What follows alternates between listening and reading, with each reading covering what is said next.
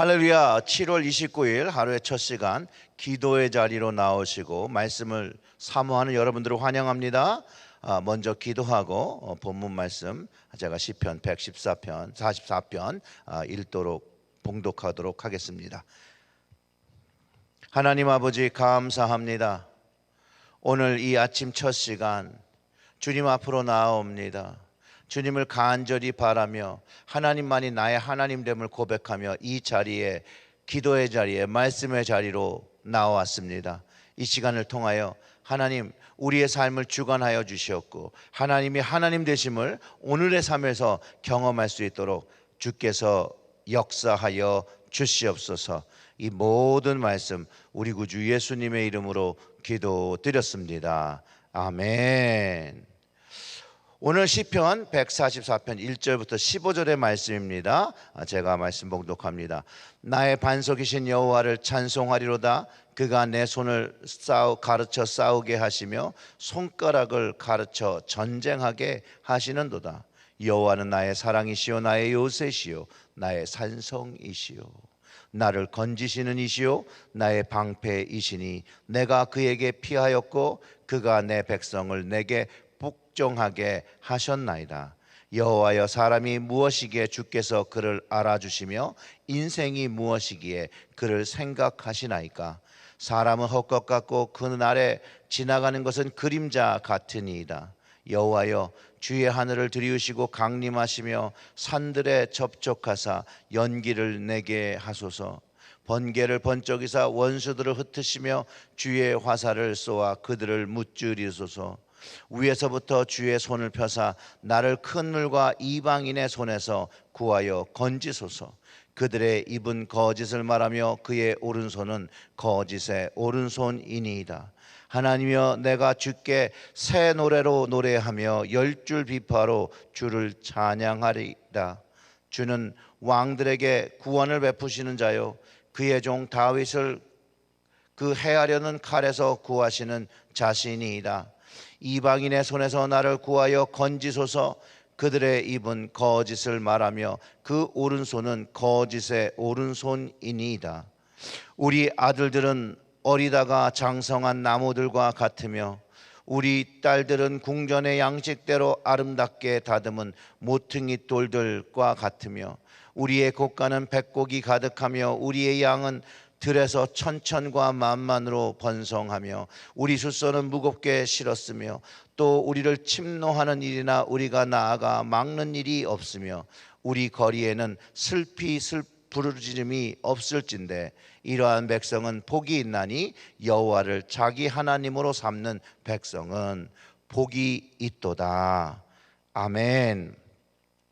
오늘 시편 144편의 배경은요, 다윗이 자기가 살아오면서 왕으로서 겪은 수많은 전쟁과 자신과 이스라엘 생명을 지키시고 승리하게 하신 하나님의 구원을 찬양하고 시편의 마지막 절에서 여호와 하나님을 자기의 하나님으로 삼았기에 복을 받았다고 감사와 찬양을 모두 그 영광을 하나님께 돌리고 있는 것입니다.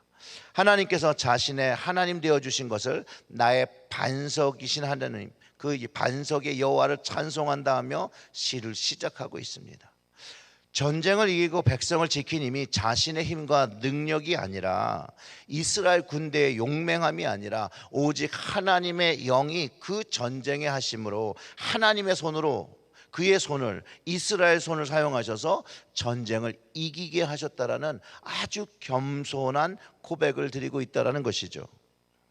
그러면서 하나님이 자신의 하나님으로 고백되었을 때 받은 축복을 이렇게 고백하는데, 여호와는 나의 사랑이시요 나의 요새시요 나의 산성이시요 나를 건지시는 이시요 나의 방패이시니 내가 그에게 피하였고 그가 내 백성을 내게 복종하게 하셨나이다.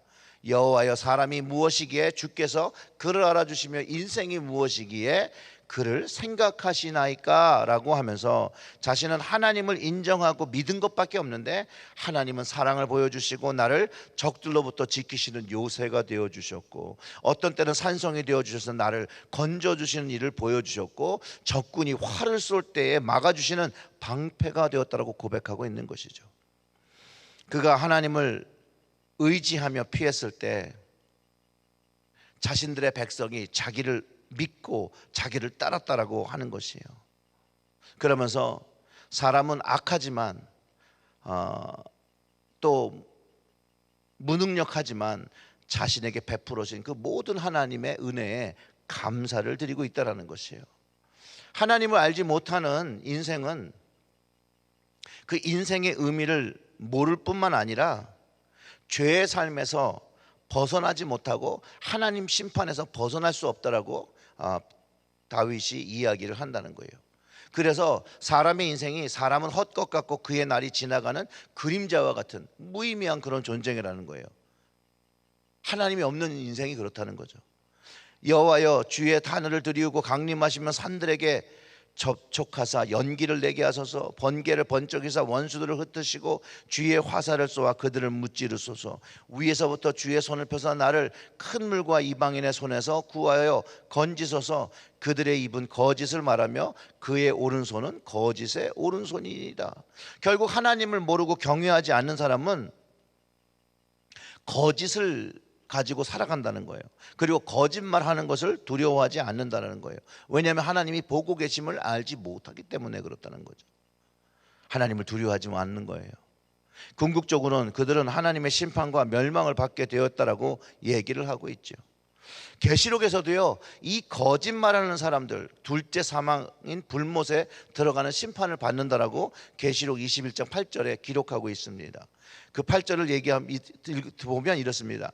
그러나 두려워하는 자들과 믿지 아니하는 자들과 흉악한 자들과 살인자들과 음행하는 자들과 점술가들과 우상숭배들과 거짓말하는 모든 자들은 불과 유황으로 타는 못에 던져지리니 이것이 둘째 사망이라.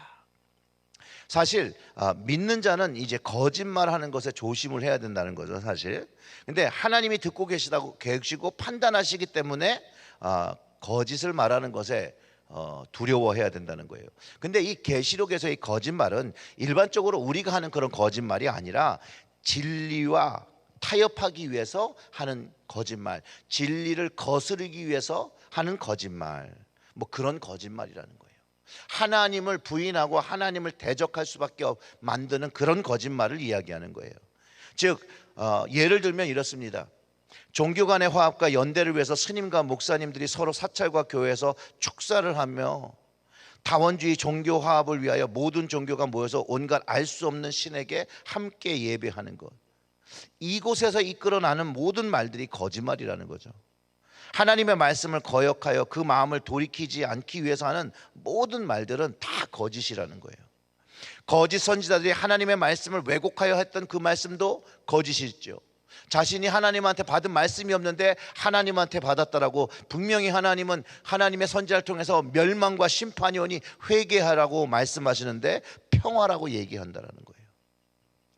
그런 사람들이 거짓 아비 사단의 속은 자라고 말하는 것이고, 그런 거짓말을 하는 자는 사단을 위하여 준비된 불못으로 심판을 받는 것이라고 말하는 것이에요. 다윗도 그 말하는 거짓이라 말하는 것이 하나님을 부인하며 인간의 사상과 종교와 철학과 윤리로 자신의 뜻으로 하나님의 뜻을 거스르는 사람들을 이야기하고 있는 것이에요. 지금 세대에도 예수 그리스도의 십자가와 부활의 구원을 부인하고 세상의 생각과 종교와 철학과 세상 윤리를 전하는 사람들이 하는 말, 복음을 퇴색하게 하는 말, 그런 모든 말이 성경에서 말하는 거짓말입니다. 그렇게 하나님을 믿는 사람은 이런 거짓말의 입술에서 떠나 하나님을 경외하고 하나님을 찬양하고 찬송하는 그런 삶을 살아야 한다는 거예요. 그럴 때 다윗이 하나님이여 내가 주께 새 노래로 노래하며 열줄 비파로 주를 찬양하리이다. 주는 왕들에게 구원을 베푸시는 자여 그 종 다윗을 그 해하려는 칼에서 구하시는 자시니이다. 하나님을 찬양하는 입술이 되어지고 하나님만이 구원의 하나님이라고 고백하는 말이 있는 거죠. 그럴 때 이렇게 다시 고백하는 거예요. 11절에서 이방인의 손에서 나를 구하여 건지소서. 그들의 입은 거짓을 말하며 그 오른손은 거짓의 오른손이니이다.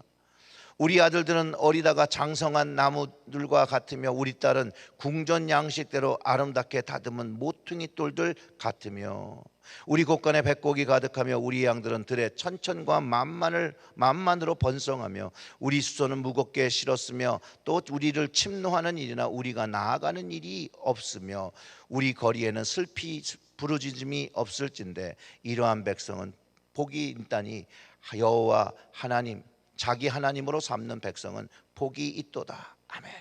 여기서 새 노래를 날마다 경험하는 하나님의 구원의 은혜를 찬양하고 경험하는 그 노래, 다윗이 경험하고 다윗과 함께하는 하나님의 모습을 이야기해 주고 있다는 거예요. 그렇기 때문에 다윗은요, 삶의 모든 문제를 마주할 때 자신이 고백한 하나님께서 또 자신을 구원해 주실 것이라는 고백을 드리며 찬양을 드리는 사람이 되었다라는 거예요. 그뿐만 아니라 하나님의 그 구원의 그 복도 누렸지만 물질적인 축복도 누렸다라고, 자녀의 축복도 누렸다라고 고백을 하는 것이에요. 백곡이 가득하고 양은 천천과 만만으로 번성하고 풍족함을 누리기 때문에 그 거리에는 슬피 우는 부르짖음이 없다라는 것이에요. 그 이유가 바로 여호와를 자기 하나님으로 삼은 백성, 그 왕이 누리는 축복이라고 가르쳐주면서 하나님을 떠나지 말고 하나님을 가까이 하고 하나님을 신뢰하고 하나님을 경외하고 하나님을 찬양하고 하나님을 경배하는 삶을 무조건 살아야 된다고 다윗이 가르쳐주는 것이죠. 사랑하는 성도 여러분, 오늘 우리 하나님을 자기의 하나님으로 삼고 하나님께서 공급하시는 그분의 복을 누리시고 경험하시기를 주님의 이름으로 축원합니다. 아멘. 기도하겠습니다. 하나님이 나의 하나님인 것을 고백하고 하나님께 우리의 삶을 맡기고 하나님께 구원을 바라며 오늘도 구원자이신 주님을 노래하며 이 아침 나아옵니다. 하나님께서 주장하여 주시옵소서. 하나님께서 다스려 주시옵소서. 그리하여 우리의 삶에서 오직 하나님만이 나의 하나님이라고 고백하는, 그래서 세상에서 하나님을 찬양하고 찬송하는 왕 같은 제사장의 역할을 잘 감당하며 하나님께 영광 돌리는 그 삶의 목적을, 그 부르심을 완수할 수 있도록 주여 오늘도 하나님의 하나님 되심을 나타내 주시옵소서. 이 모든 말씀 우리 구주 예수님의 이름으로 기도드렸습니다. 아멘.